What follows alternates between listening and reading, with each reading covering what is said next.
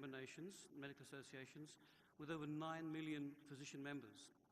And of course, we care for billions of people around the globe. When I speak to my legal friends, and they're having to go and attend a medical meeting, they have a fear of dread. Poor you, is a comment from their colleagues. It's a bit more robust in Australia, but poor you. For me, it was similar. Why on earth would I go to Mauritius? And why would I go to what I've got on my hashtag DPPC36? Well, it's easy to understand why Mauritius. It's a beautiful island and heaven was modelled on it. But why privacy? Why data protection? Well, when I spoke to my hosts yesterday, after yesterday's session, I have to admit, very happily, that I thoroughly enjoyed the day, the conference, and indeed the intellectual thought, which is deep and meaningful, with very important conversations around it. Important to you, but actually important to me. The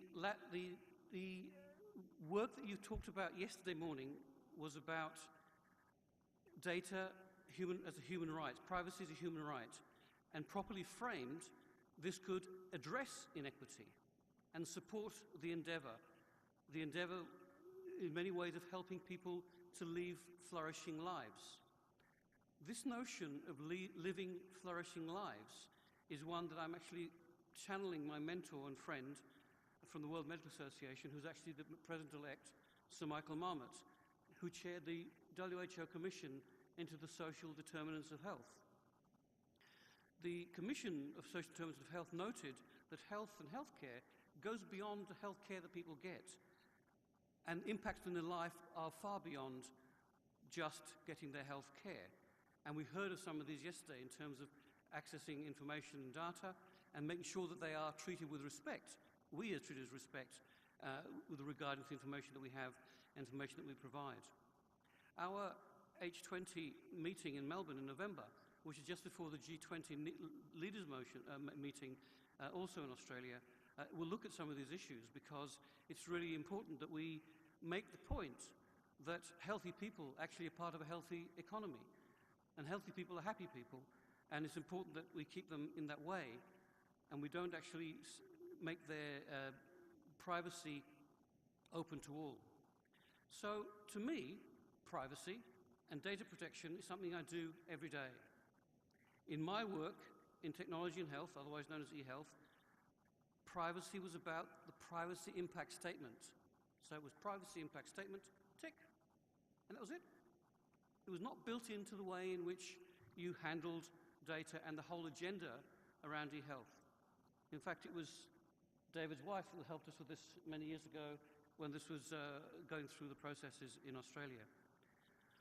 We, as medical practitioners, use privacy in our everyday work. If we don't have privacy in the consultation, if there is no privacy, the patient doesn't give us the right information to help us make the right decisions for them. So our framework goes beyond the legal framework into an ethical framework that we did discuss briefly yesterday. The need to work together with the privacy agenda and work well, moving privacy and data protection from being simply compliance and being a pain and something you have to do, not because you want to do it, because you have to do it, and moving it towards an ethical framework, working with best clinical practice, and moving over and above that privacy impact statement.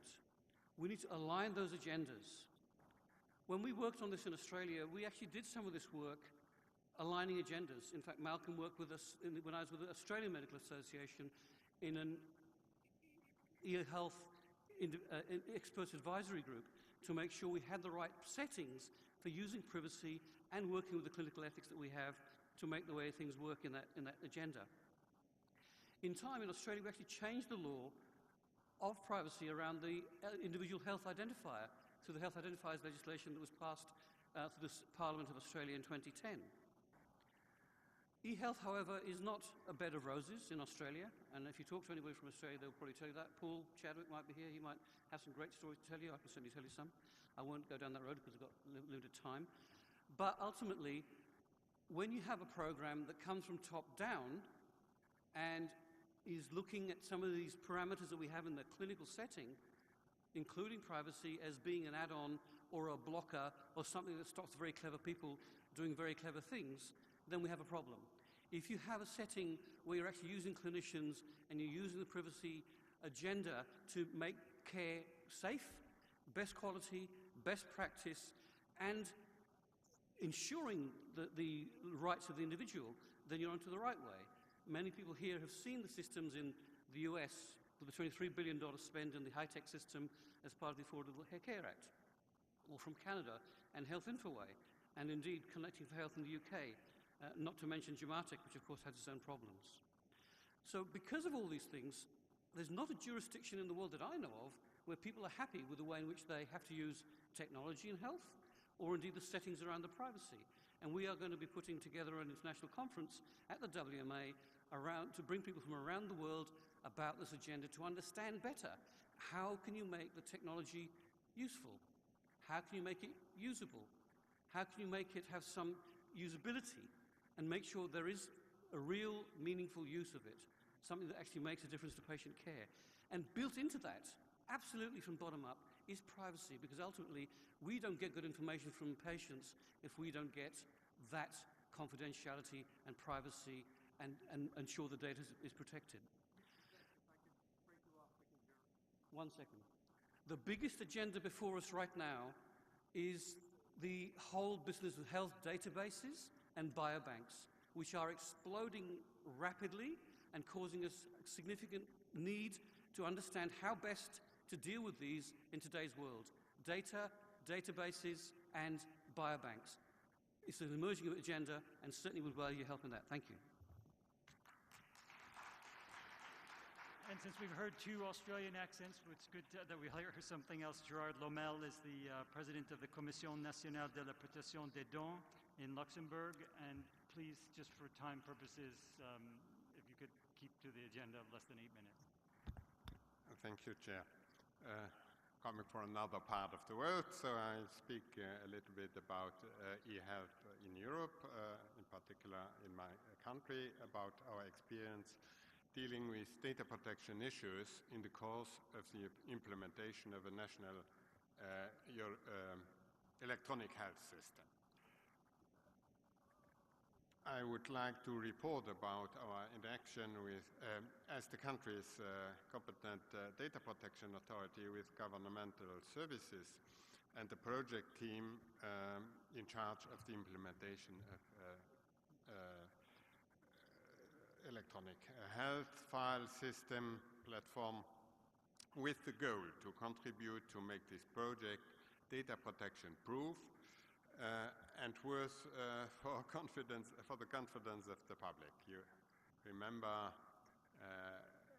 the observation of David Smith yesterday about the failure of acceptance in the population of National Health Services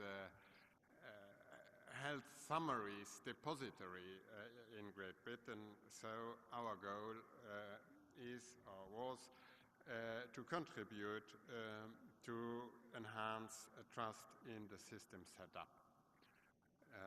Those systems are developed in Europe in particular because there is a pressing need because of questions of financial balance in the public social security systems, and also of enhancing collaboration of health professionals, the one with the others, with the use of electronic means.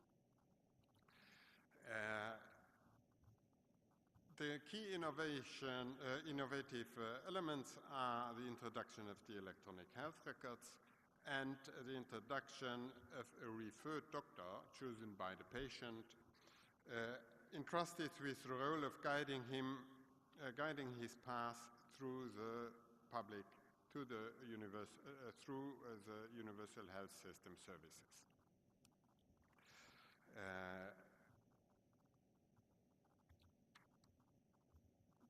The goal, of course, is to achieve real-time accessibility of a comprehensive summary and of most of medical data about every patient which might be available, and to have a better coordination of the consumption of medical and care services.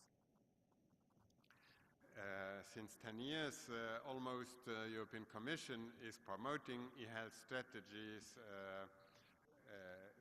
also for improving the health literacy of the population, setting up health portals which also provide practical information online, putting in place collaborative spaces for the interaction among physicians and hospitals enrolled in the treatment of a particular patient, and having a central database registering a chronological record of examinations, medication delivery, diagnostics, and medical interventions. The whole strategy is in a view also of putting more focus on preventive medicine and preparing the whole system for the integration of new electronic devices and mobile solutions. The system which we had to give advice to the government authorities makes possible the exchange of medical data across a cloud platform, and of course this might dramatically enhance availability of information, but also bring major threats to privacy and data security. So our effort was motivated by the sensitive character of the data, but also by the scale of the project and the complex infrastructure put in place, and with the goal to win the trust of the population, or to contribute as a data protection authority to the effort of the government to win trust of the population. The methodology chosen is the one of privacy by design, and we have been conducting in parallel with the project development team of the public health insurance agency privacy impact assessment,